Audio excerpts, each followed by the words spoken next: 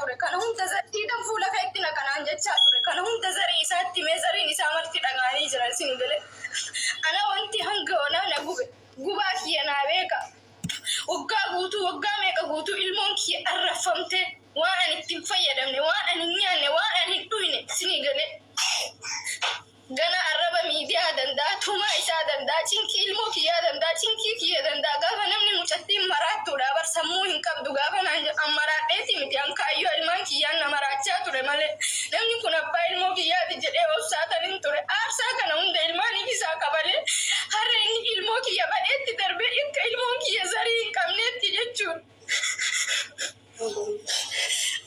Isaan akka anduu barbaadani andu'ee ilmaan kiyya kana narraa fudhachuu barbaadani isinii galee garuu laakii rabbiin kiyya na kaasee asiin naga'e kabajaa keessaniif ani obsee ammoo. Inna lillahi wa inna ilaihi raji'un. Assalamu alaikum wa rahmatullahi wa barakatuh. Kam jirtan nagaa qabdanii shamaa qabani. Wallahi baay'ee tokko nama gaddisiisa dhugaa dubbachuu fi wallahi waan baay'ee intinii namaan jedhudha.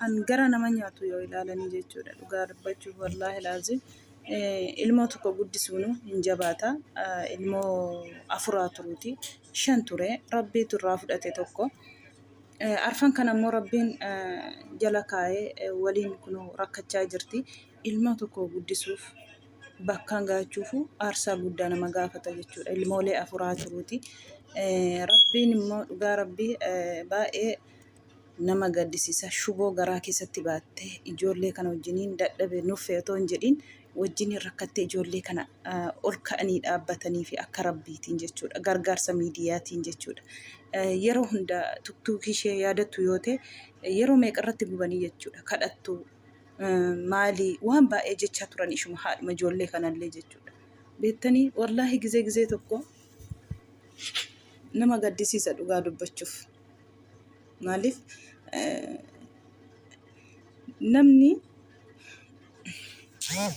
wallahi hanuma jedhanii dubbataniyyuu afaan namarratti ulfaataa jechuudha gizee tokko hirri gizee siin malkii qabdanii gizee siin waan hundaa qabdaniifidha yeroof jechuudha isheen gizee isheen malkii qabdu gizee isheen ijoolleen godhatini faanarra akka barbaade taa'aa ture jechuudha gizee immoo rabbi fuudhee ijoollee kanatti kennumoo ilaala waggaa tokko isheen wal biraa ibamanii turan isaan gara waggaa oliitti caalaniiru jechuudha lammaffaa keessa yuumee hin ta'in han isaan wal dhabummaa godhatanii jechuudha kana biraa abdiin kun gizeen hidhames bo'aa turte kadhachaa turte miidiyaa kanarraati ijoollee kana wajjiniin ijoollee kana qabattee mana arabaa keessa akkamiin namni dalagee jiraata nam tokkittiyyuu namni dadhabee jechuudha baay'ee nama gaddisiisa dhugaa dubbachuufi ammuma yeroo qabdaniif amma malkii qabdanitti gaafa kaan akkasuma dhiirti jechuudha darbattee biraa deemtee jireenya ishee gara biraatti buuftee jechuudha kanaafuu amma yeroo qabdanitti gizee tokko Bangaalitti heerumte Pakistaanitti heerumte Faranjiitti heerumte Chaayinaatti heerumte baga heerumte wallahi baga heerumte kabajaa qabdi baga heerumte dhiirti Itoophiyaa amma qabdi kan dubartiif kabajaa qabdu amma qabdi jechuudha han bakkaan geessistu dhugaa dubbachuuf wallahi kan ishee oliitii jira ishee hin argamneeti malee han ishee oliitii jira okataan harraktu han ijoollee irratti gannaqee deemee jireenya isaa gara biraa isa taa jiru jechuudha kanaafuu amma yeroo qabdanii fi amma malkii qabdanitti dhiirti akkuma kanaadha jechuudha akkuma kaasettiitiin gaggalalaa bulti tokko jiniin jireenya isaa jireenya ishee intinii gooti asii immoo isheen immoo ijoollee wajjiniin rakkatti jechuudha amma malkii qabdaniif amma yeroo qabdanidha hundinuu jechuudha amma qabdi kana haadha isaa jaallatuutiyyuu dubartii isaallee jaallate dubartii isaallee kabaje ijoollee isaallee kabaja jechuudha dhiirti amma qabdi lakkoomsa qabdi Itoophiyaa keessatti akkuma kana kanaafuyyuu baay'ee tokko hangara nama nyaatu haninni jedhee egaa fuula sittiin daffa anaan jedhe jettanii dhageessanii jirtu asiidha kana si godha jedheeti doorsisaa jira haadha ijoollee isaa ijoollee kana fakkaattu gara akkamiiti yoo ishee wajjiniin wal dhabummaan jiraata namni gizee hunda gammadeen jiraatu walumatti bu'aa araaramaa wal lolaaman jiraata namni mana isaa keessa gammadee kan jiraatu hin jiru hundi kun garuu immoo ijoollee kana laalee dhiisuu qaba ture. Ijoollee kana ilaalee obsuu qaba ture yoo isheen illee itti darbitee jiraatte wayin immoo waa goote yoo miitee jiraatte tuma jiraateeyyuu jechuudha.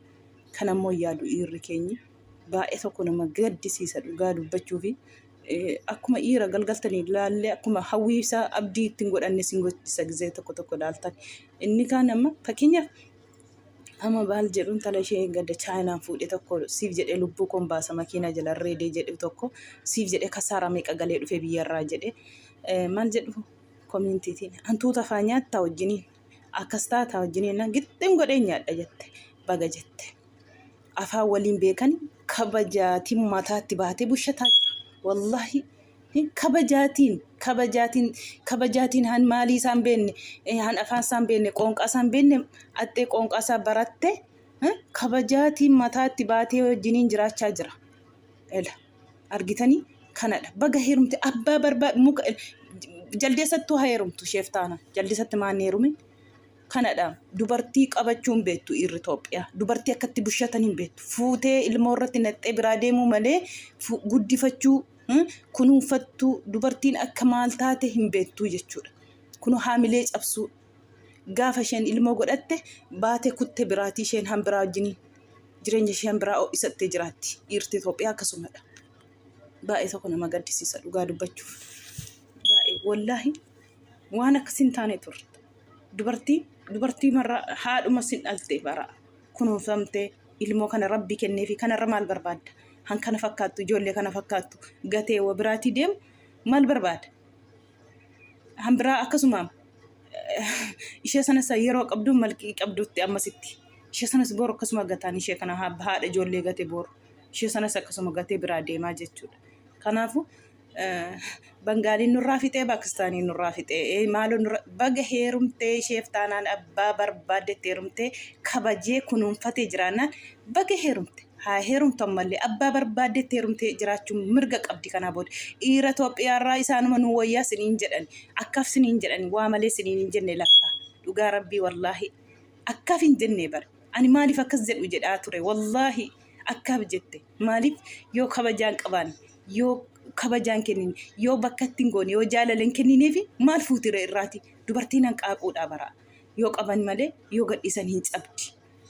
Haadha namni ijoollee afur kana amti ijoollee afur miti tokkittiinu aarsaa kaffalchiisa tokkittiinu kun immoo ishee raafisee namni asiin ishee gargaaree ijoollee ishee har'a ol kaatee dhaabattee jechuudha.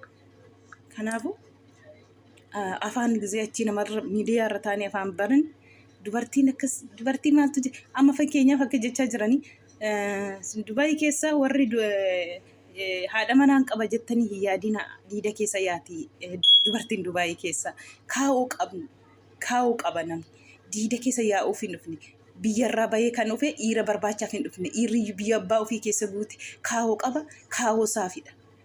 Kaa'uu saafi hunda walitti qabanii nama cafaqu yoo namni tokko tasaasate jechuudha hunda walitti qabanii nama cafaquun hin barbaachisu.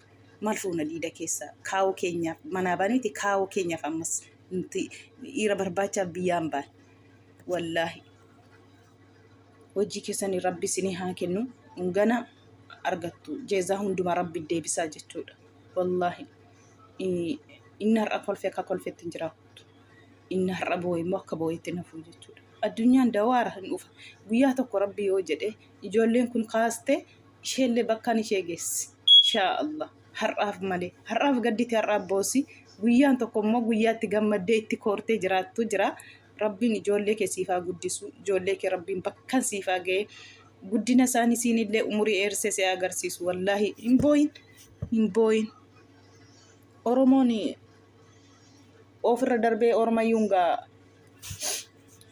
kutaatiin gandaatiin wal nyaachuu dhiisee otoo wal faana dhaabbateen namayyuu gaa ofirra darbee jechuudha.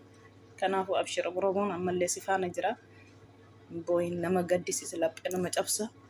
Guyyaan kun hin darbitti. Guyyaan akka dukkanootitti naftu eenyumaafu. Inshaallah.